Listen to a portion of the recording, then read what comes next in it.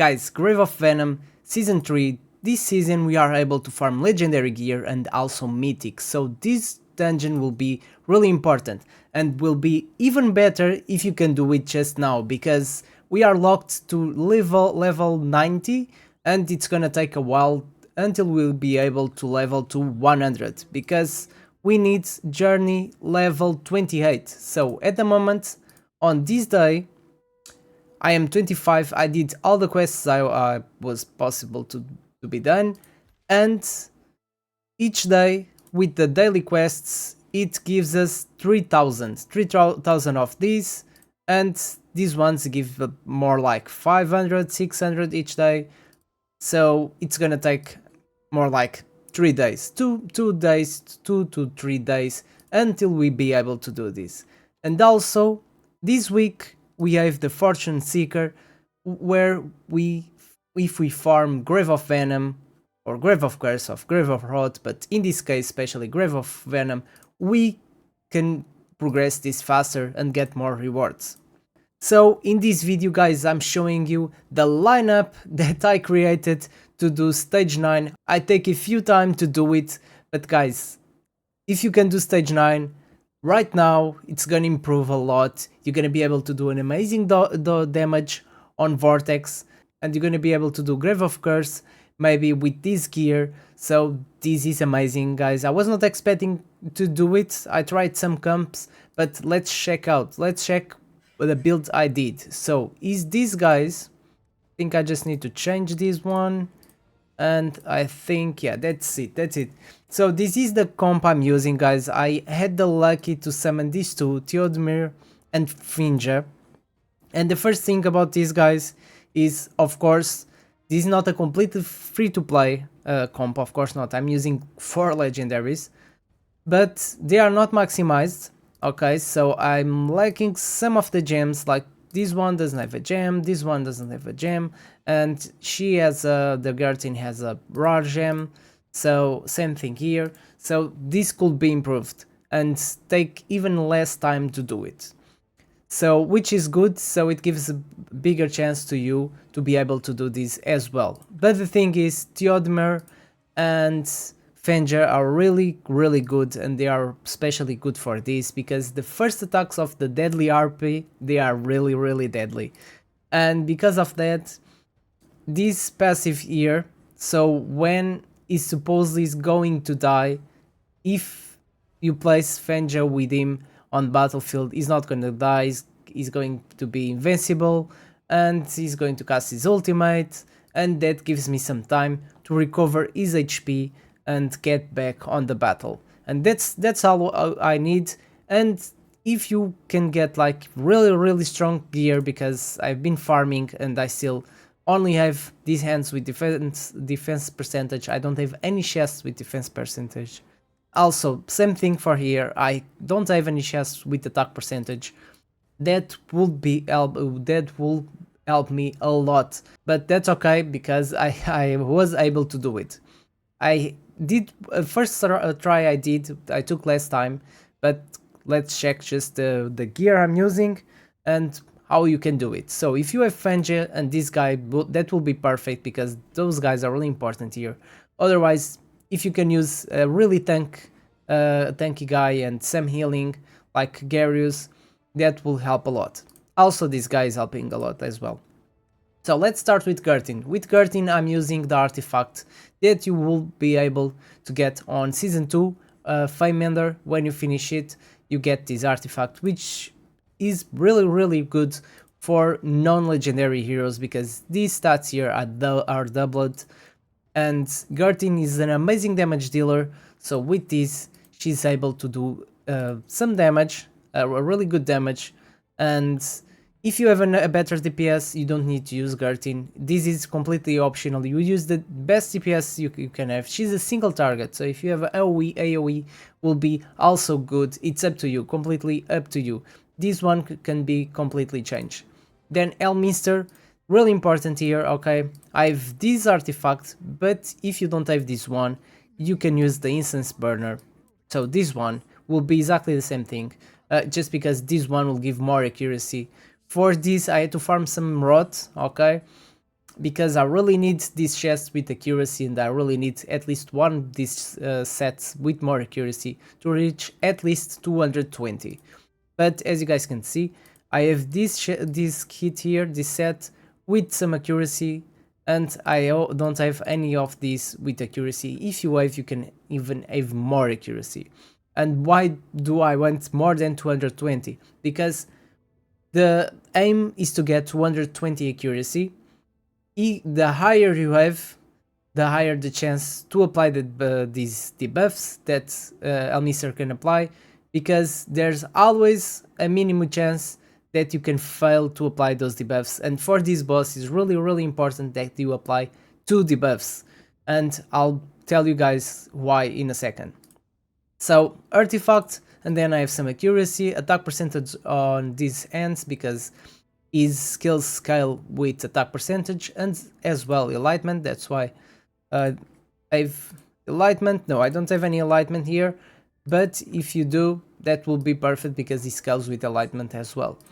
And I was talking about the debuffs because this guy, if he doesn't have 2 debuffs, is going to cast his skill.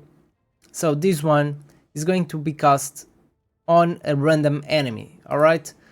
And that's the only one. This is a area attack, and this will be within range, but that's fine because we have Elmister. This shield helps a lot as well to mitigate the damage from this boss, of course, because you are level 90 with epic gears, so she's doing insane damage. So that helps a lot, and we want to make sure that we keep 2 debuffs, at least 2 debuffs on this boss. And because of that, he is too fast with this artifact, and I have a timing just for him, so to cast his first skill at 11.8 and then on an interval of 18 seconds. Then I have Ardred, again not the best gear. I have HP percentage here and defense here, and I have this artifact. If you have another one, you don't need to use this one. I'm using this one just because I think will be the best one according to the ones I have, but at least something with defense, flat defense or defense percentage to increase his battle skill and her healing, which is really important. Of course, you can maximize these, put some defense percentage here if you can. Change this set because I mean I don't have any set here, they are different, so I'm not getting any bonus, and get an epic gem will help as well. Then I have Franja, so of Franja, she scales with enlightenment, so that's why I'm using 2 pieces of this set with enlightenment as well. She heals a lot, and this artifact also helps a little bit because she does this healing, okay, and she gives immediately 3 of these stacks. She gives a maximum stacks the moment she heals our allies, which is really good. It's going to increase our damage. But if you don't have this one, you can use another artifact with enlightenment just for the healing. That will be alright. As I said, this one, accuracy penalty and attack penalty, 2 debuffs, that's what we need. And for Theodemar, I'm using Scarab. Again, I don't have any gem for him, so if you guys get a gem for him, he's gonna do more damage because he scales with defense percentage and will be even better and more easy. So HP 40% HP on the chest. If you get defense percentage will be better, and some defense percentage and HP on the stats as well. I don't plan to have any accuracy because if he applies attack penalty and Elmister afflicts attack penalty as well, sometimes it reduces the time that the attack penalty will be on the boss, and I don't want that. So, and lastly, there's no lastly, that's all. I talked about everyone, and basically that's it. And I'm using this aura from Ardred, which is really good, 30%. And also, if you want to swap the DPS, it's really important that you keep with these 3, okay, these 3 elemental affinity. Also, that's another thing I want to talk about, guys. So the elemental affinity I have more level up, it's the Radiance, okay, as you guys can see, I have more damage with Radiance Fire, and I'm using a Fire one, so if I had the radiance maximized for eyes, I'll be doing even more damage, as you guys can see. And I have HP as well on this one, and HP and defense as well that I'm missing on this one. But that's fine because I was able to do it. So this is the strategy I used. If you have these heroes, or if you want to try something similar, this will help a lot. I'm using this lineup and this placement because I want to keep Elmister doing this shield to all my team, and that's why basically she heals all over the battlefield. So this area is for the damage, okay? So when she applies damage, she's only covering this area, but she heals all the allies, no matter where they are placed on the battlefield.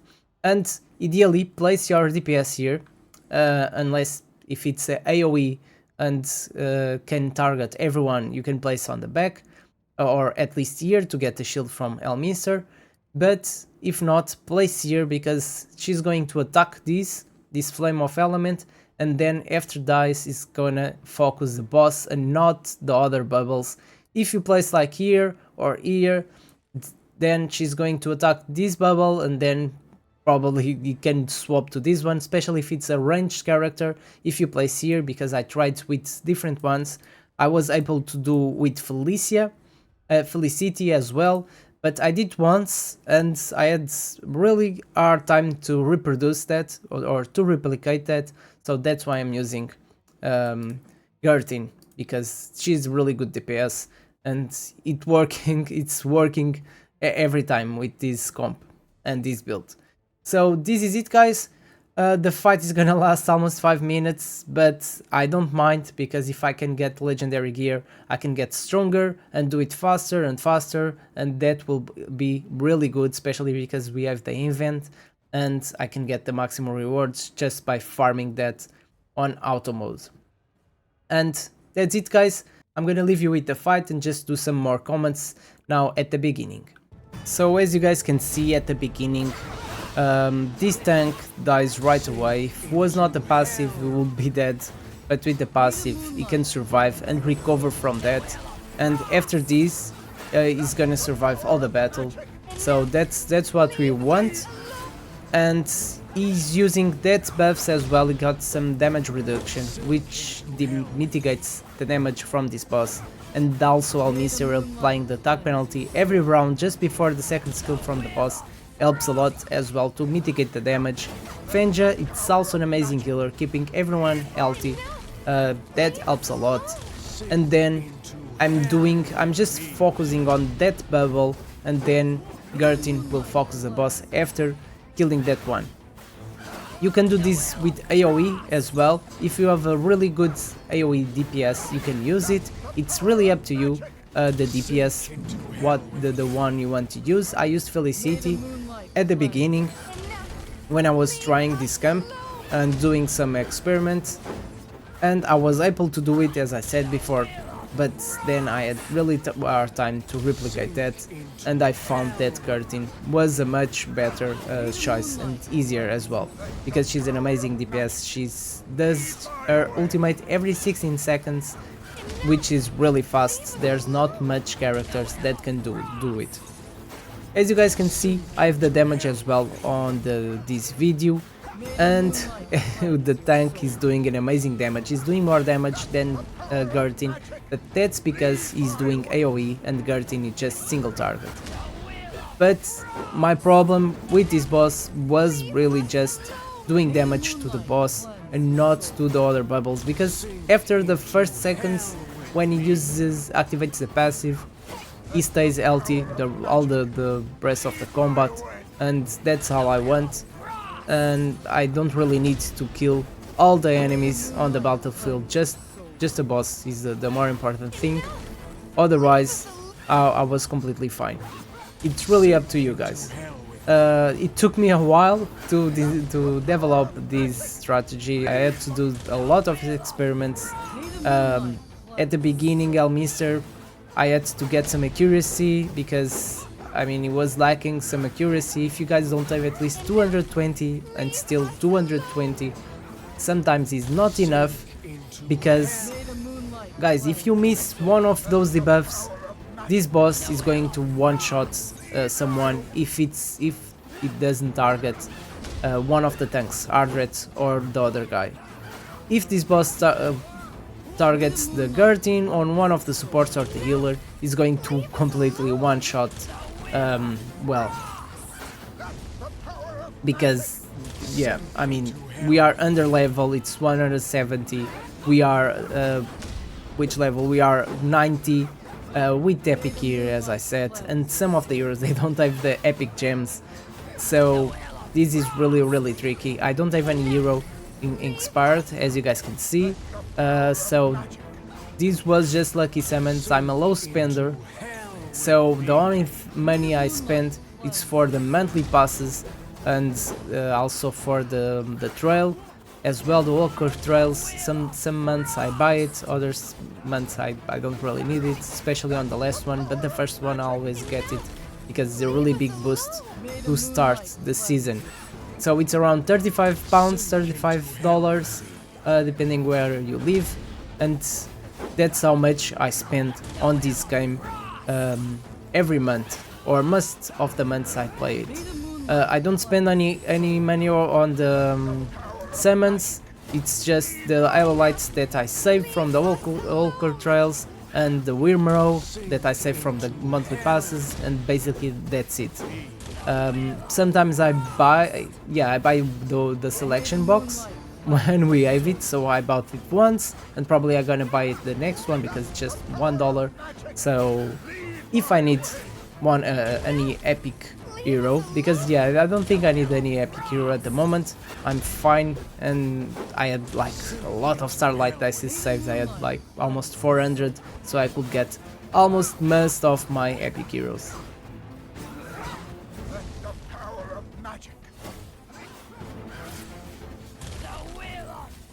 May the moonlight cleanse your soul. Enough! Leave us alone! Sink into hell. That's the power of magic. May the moonlight cleanse your soul. The will of frost!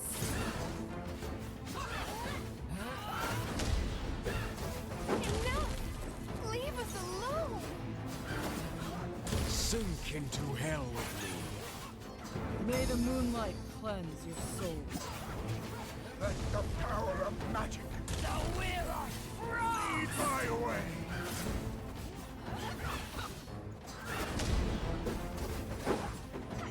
Enough! Leave us May alone! the moonlight cleanse your soul. Sink into hell.